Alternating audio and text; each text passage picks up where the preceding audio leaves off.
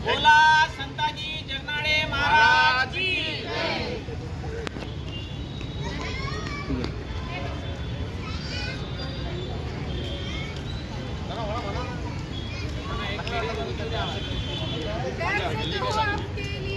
प्यार से कहो हम तेली है, तेली है भाई तेली है। ओबीसी संघटनेचा विजय असो। ओबीसी आहे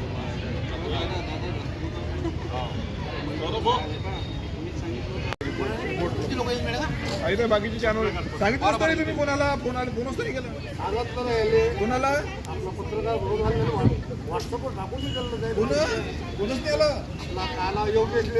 इलेक्ट्रॉनिक मीडिया आलेलं कोणालाच नाही आला तिथला नाही सांगा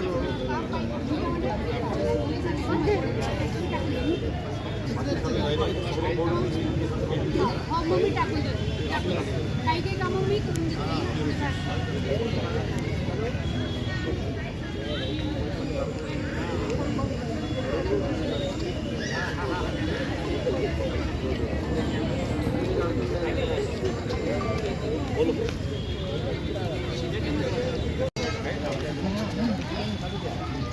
सगळं बरोबर उभे करतो पहिले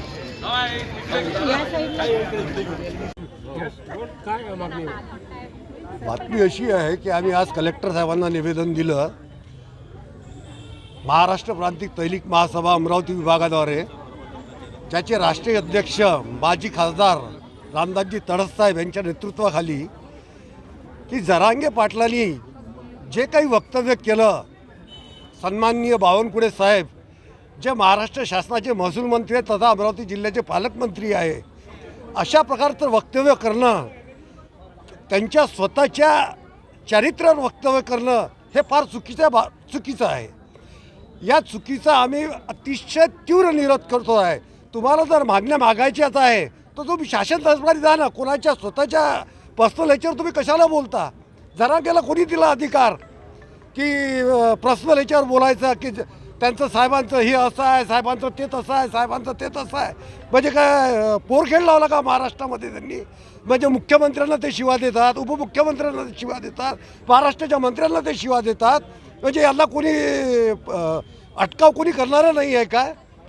एवढ्यापर्यंत जर ते असतील तर त्यांनी एक लक्षात ठेवावं की महाराष्ट्र प्रांतिक तैलिक महासभा जर का त्याच्यावर कारवाई केली नाही, त्याला जर अटक केली नाही तर महाराष्ट्र प्रांतिक तैलिक महासभा पूर्ण महाराष्ट्र आंदोलन छेडेल। अजूनपर्यंत त्यांनी ओबीसी हा निघालेला बाहेर पाहिलेला नाही आहे। ज्या दिवशी ओबीसी रस्त्यावर उतरल ना तर जरांगेला एक सांगून द्या आमच्याकडनं की तुला रस्त्यावरही चालणं मुश्किल करून टाकू आम्ही जर तू असा बावनकुळे साहेबांच्या बाबतीत असं वक्तव्य करत असशील की त्यांचं पोट असं आहे, त्यांचा चेहरा असा आहे, त्यांचं हे असं आहे। हे कोणी अधिकार दिला त्याला? त्या अधिकाराचा गैरवापर करू नका। मला लोकशाहीचा हा गैरवापर करू नका लोकशाहीचा।